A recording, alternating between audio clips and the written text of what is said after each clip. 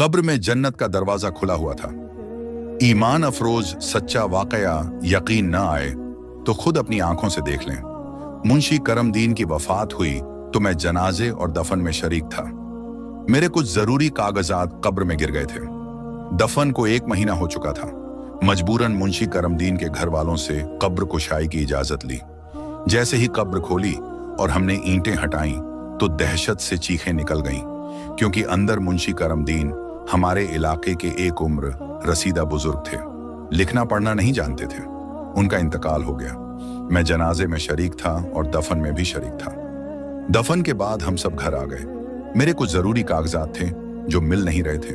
अचानक मुझे याद आया, मेरे जरूरी कागजात तो अगली जेब में थे और जरूर दफन के वक्त कब्र में ही गिर गए होंगे। मैंने मौलाना साहब से इजाजत लेकर कब्र खोदी तो कब्र गुलाब के फूलों से भरी पड़ी थी। मुझे कागजात भूल गए। मैं मुंशी साहब के घर पहुंचा और सारा माजरा जाकर उन्हें बताया और पूछा कि वह कौन सा खास अमल करते थे। तो उनकी बेटी ने यह हैरत अंगेज इंकशाफ किया। मेरा नाम अकरम है। मैं पेशे के लिहाज से सरकारी क्लर्क हूं। घर से मैं तैयार होकर बाहर निकला तो मेरे कलीग यूसुफ का फोन आने लगा। मैंने कॉल उठाई तो वह उन कागजात का तकाजा कर रहा था जो उसने मुझे 2 दिन पहले संभाल कर रखने को दिए थे। मैंने उसे इत्मीनान दिलाया कि वह कागजात मेरे घर पर मौजूद हैं। तुम्हें घबराने या परेशान होने की जरूरत नहीं है। मैं लेकर बस घर से निकल रहा हूं। उसको तो मैंने तसल्ली करवा दी थी, लेकिन कागजात का सुनते ही मैं अपनी जेब टटोलने लगा। फिर मुझे याद आया, 2 दिन पहले तो मैंने यह वाले कपड़े पहने ही नहीं थे। मैं घबरा गया और सोचने लगा, उस दिन मैंने कौन सा सूट पहना था। जैसे ही मुझे याद आया, मैं जल्दी से मुड़ा और फिर घर के अंदर जाने लगा। मेरी माँ और बीवी मुझे इस तरह परेशानी की हालत में घर वापस आता देख चुकी थी और वह बहुत परेशान हो गई और सारे काम छोड़कर मुझे देखने लगी। मैंने इन दोनों के सवालों को नजरअंदाज किया और फिर भागते हुए अपने कमरे में जाकर वह काला सूट ढूंढने लगा जो उस दिन मैंने पहन रखा था। क्योंकि मुझे अच्छे से याद है, घर से बार बार फोन आने के बाइस यूसुफ ने जो कागजात दिए थे वह मैंने जेब में ही डाल दिए थे। फिर मुझे घर आकर इस बात का ध्यान ही नहीं रहा कि वह अहम कागजात मेरी जेब में थे, मुझे संभाल कर रखने थे। मैं तो मुंशी साहब की वफात का सुनकर ही बिखल गया था, क्योंकि मेरे वालिद के जाने के बाद सबसे ज्यादा ख्याल उन्होंने मेरा रखा था। उन्होंने कभी भी मुझे एक वालिद की कमी महसूस नहीं होने दी थी। जैसे ही घर आया, मैंने मोटरसाइकिल खड़ी की और फिर मुंशी साहब के जनाजे की तरफ चला गया। मुझे तो होश ही न रहा। मैंने सारा कमरा उलट पलट कर देख लिया। मेरी बीवी भी कमरे में आ चुकी थी और वह मुझसे पूछ रही थी कि आखिर मैं इतना बिखलाया हुआ क्यों हूं और क्या ढूंढ रहा हूं। आप मुझे बताएं ताकि मैं आपकी कोई मदद कर सकूं। लेकिन कागजात गुम हो गए हैं, ये सोचकर ही मुझे टेंशन होने लगी। अब मैं यूसुफ को कौन से कागजात दूंगा, क्योंकि वह तो हरगिज चुप होने वाला नहीं था। मैंने बीवी की एक न सुनी और सारी अलमारी उलट कर देख ली। उसमें से वह सूट नहीं निकला। मैं घबरा गया। तभी मैंने अपनी बीवी को कहा कि मैंने उस दिन जो काला सूट पहना था वह कहाँ है। वह कहने लगी, लेकिन क्यों? तभी मैंने उसको बताया कि उसमें बहुत अहम कागजात थे। वह बेचारी तो पहले ही मेरे गुस्से और हड़बड़ाहट की वजह से सहमी हुई थी। मेरे इस तरह गुस्सा करने पर वह जल्दी से मेरे साथ वह सूट ढूंढने लगी। फिर कुछ याद आने पर उसने सर पर हल्की सी एक जब्त तमारी और कहने लगी, खुदा मुझे अक्ल का मामला अता फरमाए। मुझे तो अब याद आया कि मैंने वह कपड़े मशीन में धोए थे। वह तो छत पर होगा। यह कहकर वह जल्दी से भागते हुए छत पर जाने लगी। मुझे इतना सख्त गुस्सा आ रहा था, मेरा दिल चाह रहा था कि हर चीज तबाह बर्बाद कर दूं, क्योंकि मेरे ऑफिस में सबके सामने बेइज्जती होने वाली थी और वजह थी मेरी बीवी। मैं जल्दी से बिना जूते पहने छत पर चढ़ने लगा। मेरी बीवी पहले ही वहां पहुंच चुकी थी। उसने बाल्टी में से सारे गीले कपड़े निकाले और उसके नीचे से वो काला सूट भी निकल आया। मैंने जल्दी से उसके हाथ से वो सूट छीन लिया और फिर उसे देखने लगा। मैंने सारी जेबें चेक की, लेकिन वो कागज मुझे नहीं मिले। मैं सोचने लगा कि उस दिन कागज मिलने के बाद मैं कहां गया था जहां मैं वो कागज तलाश सकता हूं। 19 सितंबर शुक्रवार के दिन मुंशी साहब का इंतकाल हुआ था। मेरे वालिद के जाने के बाद जब कोई भी हमारी खबर लेने वाला नहीं था, रिश्तेदार हमसे डरते थे और दूर रहते थे। ऐसे में एक शख्स हर महीने अपने पैसे से राशन लाकर हमें दिया करता था। मेरी वालिदा को नहीं पता था कि वो कौन है, लेकिन मैं अच्छे से जानता था कि गली के आखिर में जो घर है उसके सरबराह मुंशी साहब ही हमारे घर राशन देकर जाते थे। वो हमारे हालात से वाकिफ थे। तब मैं यूनिवर्सिटी में आखिरी साल में था।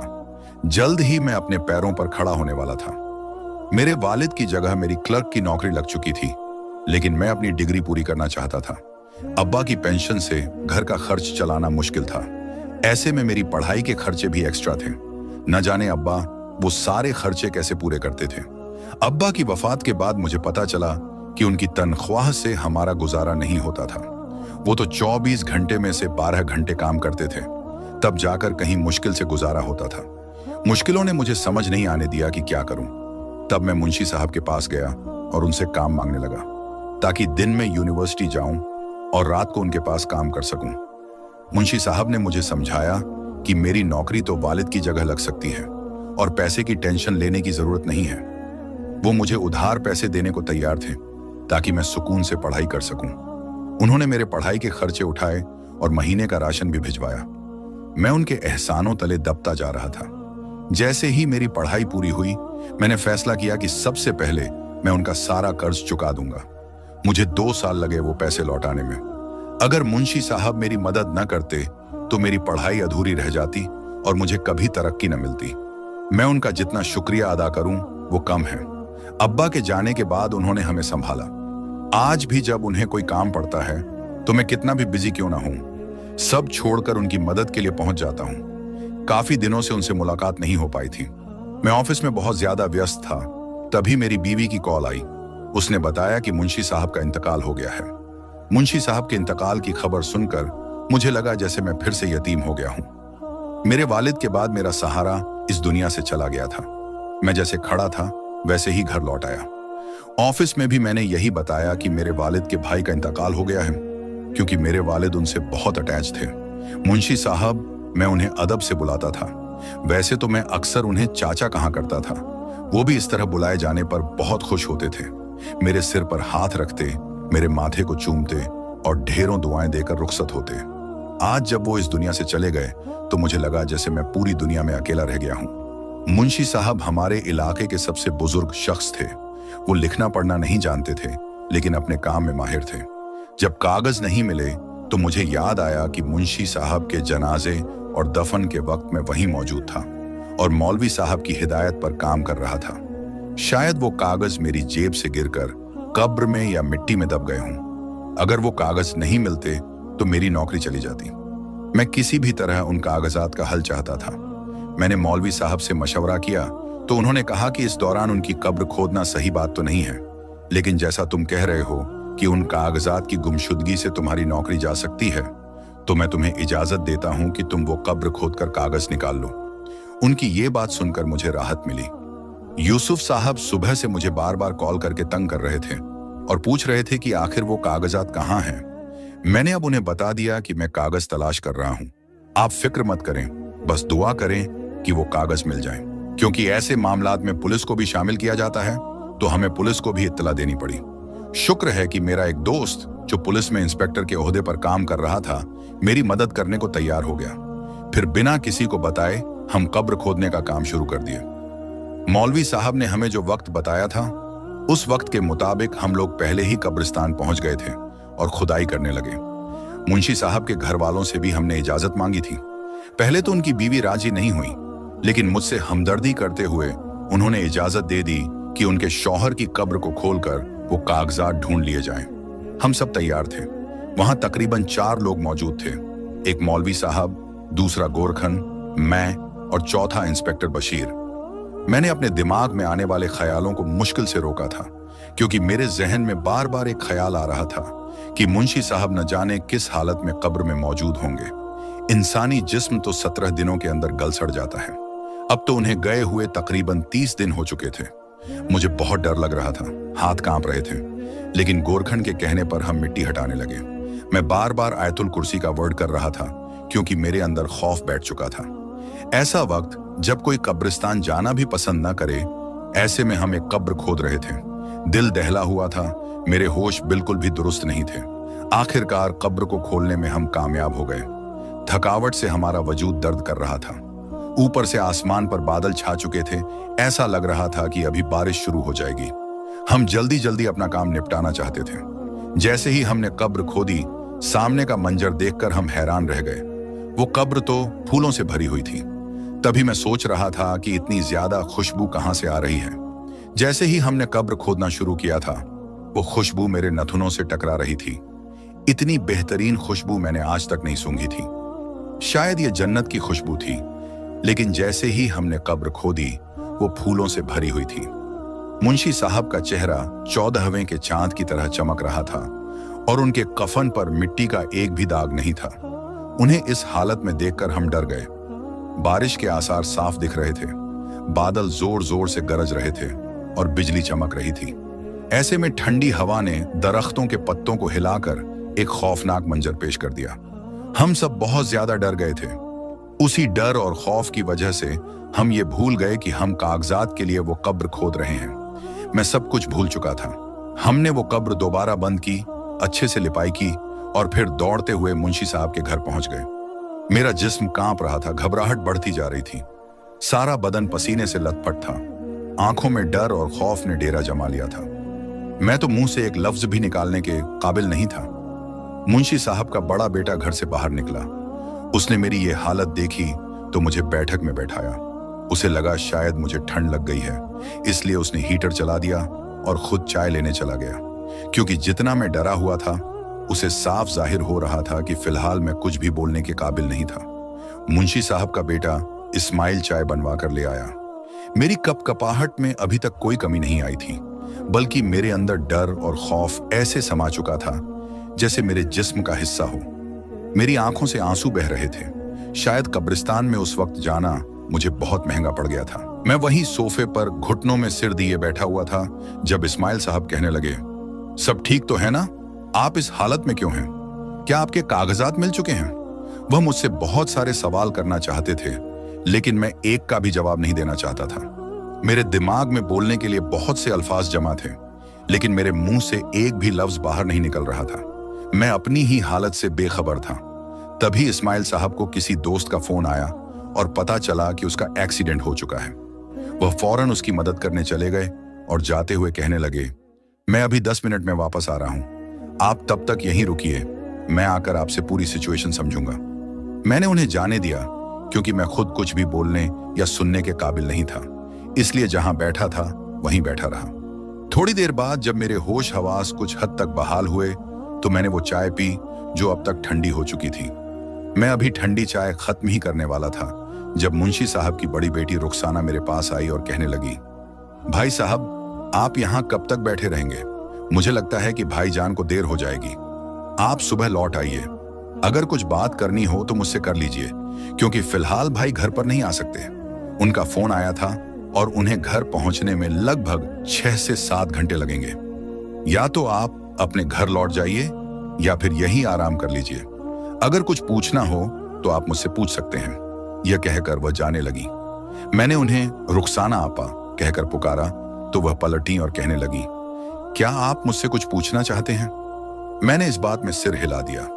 मेरी हालत को समझते हुए वह सामने वाले सोफे पर बैठ गई।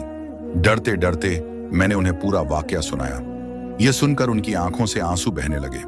वह शुक्र अदा करने लगी कि उनके वालिद साहब जो मुकाम चाहते थे, आखिरकार उन्हें वह मुकाम हासिल हो गया। उनकी आंखों से आंसू बह रहे थे, लेकिन चेहरे पर मुस्कान थी। वह बहुत खुश थीं, लेकिन अपने पिता के बिछड़ने का गम भी उनके चेहरे पर साफ झलक रहा था। मैं उनसे जल्द से जल्द कुछ जानना चाहता था, लेकिन वह इतनी ज्यादा गमगीन थी कि जवाब देने के काबिल ही नहीं थी। मैं उनके नॉर्मल होने का इंतजार करता रहा। मैं उन्हें तसल्ली देना चाहता था, लेकिन मेरी हिम्मत नहीं हो रही थी। कुछ देर बाद उन्होंने अपने आंसू पोंछे और कहने लगी, यह सब कुरान मजीद की बरकत से हुआ है। बेशक अल्लाह का कलाम सच्चा और बराहक है। मेरे वालिद साहब पढ़ना लिखना नहीं जानते थे, लेकिन कुरान मजीद से उनकी मोहब्बत बेमिसाल थी। हम बार बार उनसे पूछते थे, आपको तो पढ़ना लिखना नहीं आता, फिर आप इतना ज्यादा कुरान मजीद कैसे पढ़ लेते हैं? वह रोते हुए कहते थे, बेशक मैं गफलत में कुरान मजीद नहीं पढ़ सका, लेकिन मेरे पास वसाइल भी नहीं थे। मैं खुदा से हर आयत पर यह कहता हूं कि ऐ खुदा, मैं अनपढ़ हूं, मैं पढ़ नहीं पाया और न ही मैं जान सकता हूं कि आपने कुरान मजीद में कौन से हुक्म फरमाए हैं। बेशक आपके जो भी हुक्म हैं वह सच्चे और हक पर हैं। यही वजह थी कि मेरे वालिद की कुरान से बेपनाह मोहब्बत ने आज उन्हें यह मुकाम दिया। जन्नतियों में उनका शुमार हो रहा है। वह औरत रोने लगी और मैं हैरानी से उन्हें देखने लगा। मैंने यही नतीजा निकाला कि शायद यह कुरान मजीद की मोहब्बत ही थी जिसने आज उन्हें इस मुकाम पर पहुंचा दिया। लोग उनके जन्नती होने की गवाही दे रहे थे। हम में से बहुत से लोग ऐसे हैं जो अपने कुरान मजीद के लिए कीमती से कीमती गिलाफ बनवाते हैं, लेकिन कुरान को पढ़ते नहीं और फिर हम उसे अलमारियों में सजा कर रख देते हैं। यहां तक कि महीनों तक उसे उठाकर पढ़ते भी नहीं, जिसकी वजह से उस पर धूल जम जाती है। यह कुरान मजीद हमारे लिए हिदायत का सरचश्मा है। हमारे हर मसले का हल इसमें मौजूद है, लेकिन हम न तो इसे समझकर पढ़ते हैं और न ही इसके तर्जुमा को दोहराने की कोशिश करते हैं। हम इसे सिर्फ एक फर्ज के तौर पर कुछ आयतें पढ़ लेते हैं और फिर कुरान मजीद को बंद करके किसी ऊंची जगह पर रख देते हैं जहां हमारा कभी हाथ भी नहीं पहुंचता। इस वजह से हम इसकी तिलावत से महरूम हो जाते हैं। मैंने मुंशी साहब की बेटी की बात सुनी और मुझे मेरा जवाब मिल चुका था। मैं बिना कुछ बोले जैसे आया था वैसे ही बैठक से बाहर निकल गया। वह औरत मुझे इस तरह जाता हुआ देखती रही। मेरे बाहर निकलते ही उसने बैठक का दरवाजा बंद किया और अंदर चली गई। मैं छोटे छोटे कदम उठाते हुए अपने घर पहुंच गया। मेरी बीवी परेशान हाल बाहर सहन में मेरा इंतजार कर रही थी। वह ठंड से कांप रही थी, लेकिन उसने मेरा इंतजार करना नहीं छोड़ा। मुझे उस पर बहुत प्यार आया और खुद पर गुस्सा भी। मैं बिना कुछ सोचे, बिना उसे सलाम किए अपने कमरे में गया। फिर पूरे कमरे को घूर कर देखने लगा। कितना अरसा हो गया था, मैंने कुरान मजीद को उठाकर भी नहीं देखा था। मैं मस्जिद में जाता तो अगर वक्त मिलता वहां रखे कुरान मजीद से तिलावत कर लेता। अगर वक्त न मिलता तो बस नमाज पढ़कर वापस लौट आता। मैंने चारों तरफ नजर दौड़ाई और सारी दराजें छान मारी। मुझे कुरान मजीद कहीं भी नजर नहीं आया। सामने टेबल पर मेरी बीवी का कुरान रखा हुआ था। मेरा दिल शिद्दत गम से फटने लगा कि मैं कैसा मुसलमान हूं जिसे अपना रखा हुआ कुरान मजीद भी नहीं मिल रहा। मेरी बीवी भी मेरे पीछे आ चुकी थी। वह कहने लगी, अब क्या ढूंढ रहे हैं? आपके कागजात तो मिल चुके हैं। मैंने कहा, कागजात तो मिल चुके हैं, लेकिन मैं कुरान मजीद खो चुका हूं, उसे तलाश कर रहा हूं। मेरी बीवी हैरत से मुझे तकती रही। उसे मेरी मानी खेज बातों की बिल्कुल भी समझ नहीं आ रही थी। वह झुंझला रही थी। तभी वह कहने लगी, कहीं आप अपना कुरान मजीद तो नहीं ढूंढ रहे? मैंने कहा, हाँ, मैं वहीं ढूंढ रहा हूं। क्या तुमने मेरा कुरान मजीद कहीं देखा है? वह कहने लगी, आप भी ना, आपने खुद ही मुझसे अलमारी के ऊपर वह कुरान मजीद रखवाया था। आप खुद ही भूल गए। फिर उसने जल्दी से लकड़ी वाली टेबल उठा लाई और कहने लगी, ऊपर चढ़कर देखिए, आपको आपका कुरान मजीद मिल जाएगा। मेरे आंसू मेरे हलक में अटक चुके थे। मैं कुछ भी बोलने के काबिल नहीं था। फिर भी मैंने जल्दी से टेबल को खींचा, जिसकी वजह से फर्श पर पड़ी हुई कारपेट एक तरफ हो गई। मुझे इस बात की कोई परवाह नहीं थी। मैंने जल्दी से टेबल को घसीट कर अलमारी के पास लाया और फिर उस पर चढ़ गया। मेरी आंखों से आंसू बह निकले थे, क्योंकि अब तक मैंने खुद को जब्त में रखा हुआ था। अब मुझे समझ आया कि अब तक मैं कितने बड़े गुनाह में मुब्तला था। आज मुझे इस गुनाह से रिहाई मिलने वाली थी। जैसे ही मैंने अलमारी पर नजर दौड़ाई, वहां हर तरफ धूल की मोटी तह जमी हुई थी। मुझे अपना कुरान मजीद रखा हुआ नजर न आया। मैं घबरा गया। मेरी आंखों से आंसू लगातार बह रहे थे। दिल अजीब सी घबराहट का शिकार हो चुका था। मेरे हाथ कांप रहे थे। मैंने अपनी बीवी को बुलाया और उससे कहा, यहां तो कोई कुरान मजीद नहीं रखा। क्या तुमने कुरान मजीद कहीं और रख दिया है और तुम भूल गई हो? जल्दी से कुरान मजीद तलाश करो। मुझे अपना दिल डूबता हुआ महसूस हो रहा था। यह सोचकर कि मैंने अपना कुरान खो दिया। तभी मेरी बीवी मुझे इस हालत में देखकर परेशान हो गई और मेरे साथ कुरान मजीद ढूंढने लगी। हमने सारा घर छान मारा। तभी न जाने कैसे मुझे ख्याल आया। मैंने अलमारी पर जमी हुई उस गर्द को नजरअंदाज किया और फिर अपना हाथ अलमारी पर मारना शुरू किया। वह गर्द हटने लगी और उस गर्द में से मटमैले रंग की वेलवेट में लिपटी हुई एक किताब मुझे नजर आई, जो गर्द से इस कदर ढक चुकी थी कि पता ही नहीं चल रहा था कि वह कोई किताब है। मैंने हड़बड़ाहट में उसे अपनी तरफ खींचा। बहुत सी मिट्टी उड़कर मेरे चेहरे पर जम चुकी थी, लेकिन मुझे इसकी कोई परवाह नहीं थी। मिट्टी की वजह से मुझे खांसी आने लगी और थोड़ी गर्द मेरी आंखों में भी चली गई। मैंने कुरान मजीद को सीने से लगाया और जल्दी से नीचे उतरा। मेरी बीवी मेरी तरफ आई और मेरा चेहरा साफ करने लगी। मुझे इसकी कोई परवाह नहीं थी। मैंने कुरान मजीद का गिलाफ उतारा और फिर उसे चूमते हुए सीने से लगाकर 10 मिनट तक रोता रहा। ऐसा लग रहा था कि अल्लाह ने अपनी रहमत मुझ पर पूरी कर दी हो, जिसने मुझे कुरान मजीद से दोबारा रूबरू करवा दिया। मुझे आज भी याद है, जब अब्बा जान जिंदा थे तब मैंने पूरे 2 महीने पैसे जमा करके ये वेलवेट का गलाफ खरीदा था, जो उस वक्त बहुत महंगा था, लेकिन मुझे इसकी परवाह नहीं थी। मैं अपने कुरान मजीद को सबसे कीमती कपड़े में छुपाना चाहता था, और मैंने उसे खुद से इतना दूर कर दिया था कि आज वह मेरी पहुंच से बाहर हो गया था। मैं रोने लगा और रोते हुए कुरान मजीद को गले लगाकर बैठ गया। मेरी बीवी हाफिजे कुरान थी। मेरी यह हालत देखकर वह घबरा गई और सूरह रहमान की तिलावत करने लगी। उसकी आवाज इतनी प्यारी थी और पढ़ने का अंदाज लाजवाब था। वह समझी शायद रात के इस पहर कब्रिस्तान से लौटने की वजह से मेरी यह हालत हो गई, लेकिन उसे नहीं पता था कि मुझ पर हिदायत के दरवाजे खुल चुके हैं। तभी मेरी यह हालत हो रही थी। मैं सूरह रहमान सुनता गया और मेरी आंखों से आंसू और ज्यादा तेजी से बहने लगे।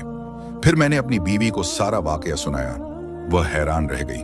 उसने कहा, बेशक ये कुरान मजीद की बरकत है, जिसकी वजह से हम सब मुसलमान मुसीबतों से बचे हुए हैं, वरना हमारा हाल भी उन काफिरों और मुनाफिकों की तरह होता, जो जाहिर में तो मुसलमान थे लेकिन हकीकत में काफिरों के साथ मिले हुए थे।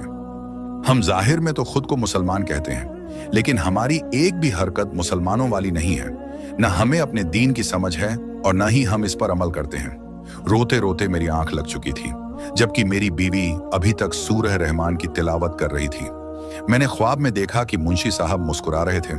मैंने देखा कि मैं उनके बिल्कुल पास बैठा हुआ हूं, और इतनी प्यारी वादी है कि आज तक मैंने ऐसी वादी अपनी आंखों से नहीं देखी। शायद यह जन्नत की वादी थी। मैं ख्वाब से जाग गया, पसीने से तरबतर हो रहा था। मेरी बीवी मेरी हालत देखकर परेशान थी। तभी वह कहने लगी, आप नमाज में गफलत बरतते हैं, अभी वुजू कीजिए और ईशा की नमाज अदा कर लीजिए, देखना आपको सुकून मिलेगा। उसकी यह बात मेरे दिल को लगी। मैं जल्दी से उठा और सजदे में गिरकर रोने लगा, क्योंकि आज तक मैंने नमाज एक फर्ज के तौर पर अदा की थी, लेकिन आज मैंने खुदा की मोहब्बत में यह नमाज अदा की। मुझे दिल्ली सुकून हासिल हुआ। मैंने खुदा का शुक्र अदा किया, और फिर मैंने कुरान मजीद की तिलावत को अपना रोजाना का मामूल बना लिया। प्यारे दोस्तों, उम्मीद करता हूं कि आज का यह खूबसूरत वाकया आपको बेहद पसंद आया होगा, और ऐसे ही और वाकयात सुनने के लिए हमारे चैनल को सब्सक्राइब जरूर करें। शुक्रिया।